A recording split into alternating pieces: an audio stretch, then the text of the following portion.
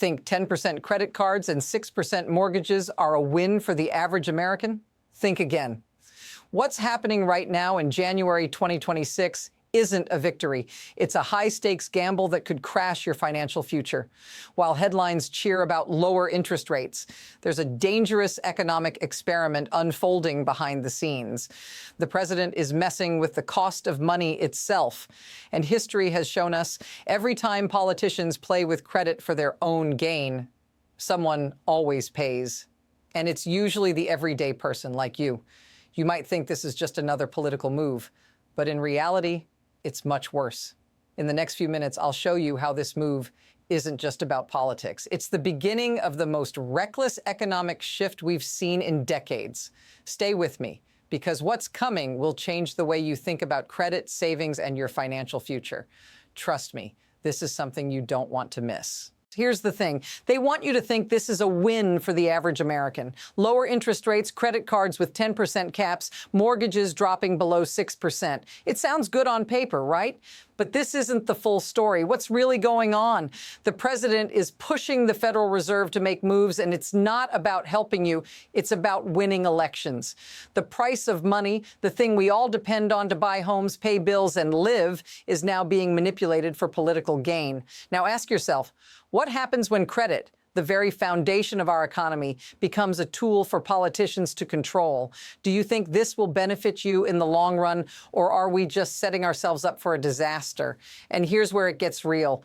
In this game, somebody is going to lose, and if you're not paying attention, it could be you. Let's break this down. The president's big move, capping credit card interest rates at 10%. It sounds like a win for the little guy, right? The big banks charging 25%, 30%, finally getting capped. But here's the truth. They've already done the math. This cap doesn't work. And it's not just about numbers, it's about survival. Banks can't survive at this rate. A 10% cap leaves them with barely anything, only 3.25% to cover everything. Credit losses, operating costs, fraud detection, reserves, it doesn't add up. So what's the end game here? It's simple. Banks will start shutting down accounts. And that's not just the rich getting cut off. 47 million Americans with bad credit, struggling with subprime scores, they're going to feel this first. What happens to them? They'll be forced to turn to payday lenders, pawn shops, or worse. You think the 25% interest rate is bad? Try to 400%. And this isn't a theory, it's already happening. Notice what's missing here. No one's talking about the real consequences for those who need credit the most. This isn't a win, it's a trap. Now let's look at how this is escalating. What was just a policy decision is now turning into a full-blown crisis. This isn't a simple tweak to credit card rates. This is a direct challenge to the system. Remember, the Federal Reserve was built to be independent, to make tough, unpopular decisions like raising rates to control inflation. But now that firewall is gone. On January 15th, the Department of Justice served grand jury subpoenas to the Fed. Officially, it's about renovation costs. Unofficially, it's a move to remove Jerome Powell, the Fed chair, and bring the central bank under political control. This is a direct assault on the Fed's independence. And the markets are already reacting. Gold hits a record high. The dollar weakens. Global investors are pulling back, realizing that U.S. assets are now tied to political risk, something we used to reserve for unstable countries like Venezuela. The question is, what happens when the system loses credibility? This isn't just a ripple effect. It's the beginning of a collapse. And if you're not paying attention, the fallout could bury you. Let's go deeper. On January 20th, 2026, President Trump's credit card rate cap comes into effect. It sounds like a great deal. 10% cap. But here's the catch. The banks can't make money like this, and they've already warned about it. Here's the kicker. Between 82% and 88% of all credit card accounts will become unprofitable under this cap. This is not a small issue. It's a massive problem. And what do banks do when something becomes unprofitable? They close the account. Now, who does that hurt the most? It's the 47 million Americans with subprime credit. They won't suddenly stop needing credit. Their car breaks down. They need $800. What do? They turn to payday lenders or worse. They'll pay 400% interest. just to survive. And here's the part that changes everything. This policy designed to protect consumers from high interest rates will push them into the hands of people who break kneecaps instead of charging late fees. Notice what's missing here? No one's talking about the hidden consequences for those who already live on the financial edge. Now let's speed this up. Everything is starting to fall apart fast. First, we've got the banks starting to close accounts, but it doesn't stop there. Second, America's credit unions, those small institutions that serve the underprivileged, are speaking out. They're calling the president's credit card cap devastating. These aren't corporate giants trying to protect their profits. These are community institutions warning that they won't be able to lend to their own members anymore. That's a huge red flag. And here's the third piece, the rewards ecosystem. All those EUs, miles, cashback, and perks you've been collecting, they're going to disappear. Banks use the high interest on credit cards to fund those rewards. When the interest disappears, so do the rewards. What happens if this continues? We're looking at a financial system where millions of Americans lose access to credit, face predatory alternatives, and get stuck with a system that doesn't support them anymore. Now let's talk about you, the person watching this, the one who's trying to make sense of a system that's slowly slipping out of control. You might not see it yet, but this is going to hit regular people like you the hardest. The 47 million Americans with subprime credit scores, they're not going to stop needing credit.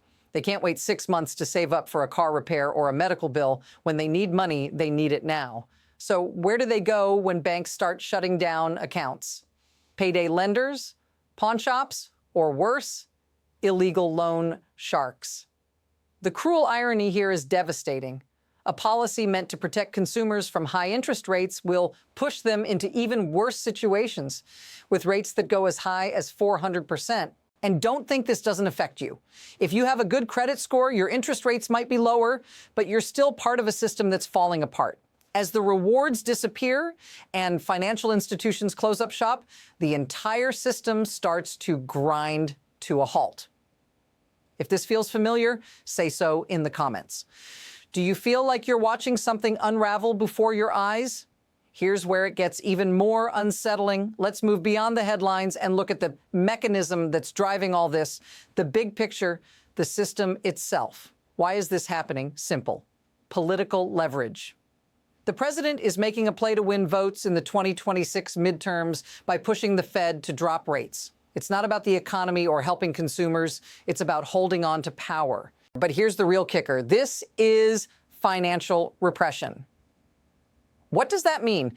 It means the government is intentionally keeping interest rates below the rate of inflation.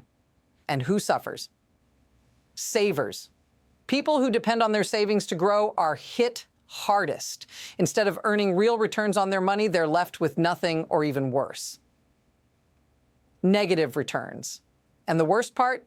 This isn't just affecting individuals. It's affecting the entire economy. When interest rates stay artificially low, zombie companies keep alive. These aren't businesses creating value. They're just surviving on cheap debt, sucking up capital that should go to stronger companies. This slows down innovation and it makes the economy less efficient. Now watch how fast this escalates. If this continues, we could see the same thing that happened in the 1970s when President Nixon pressured the Fed to keep rates low before his election. The result?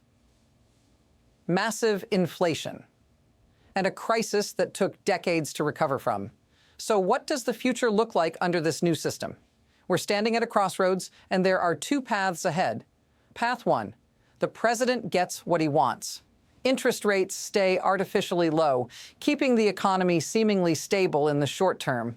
The political win is there, and the average American might feel like they're getting a break, but this will only delay the inevitable. We'll see more bubbles inflate, real estate, stocks, maybe even crypto, but none of it will be real growth. Then when the correction hits, it won't be manageable. it will be catastrophic. And when it crashes, it's going to hit everyone, especially the middle and working classes. Housing prices will soar, wages won't keep up, and the financial system will be even more fragile. Now, path 2, the pressure builds up until it breaks.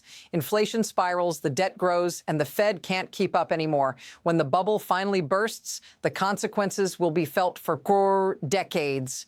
People will lose their homes, their jobs, and their savings. The question is, which path will we take? The next move is already in motion and it's coming fast. Here's the brutal truth. We're witnessing this great repricing all of money. Interest rates, home prices, credit, none of these are determined by markets anymore. They're all controlled by whoever holds power. The deeper you dig into this, the clearer it becomes. The system is being rigged and it's not in your favor. The government is playing with money and the consequences will hit everyone, especially those who can least afford it. So what can you do? You need to prepare. Understand that cash is no longer a safe bet.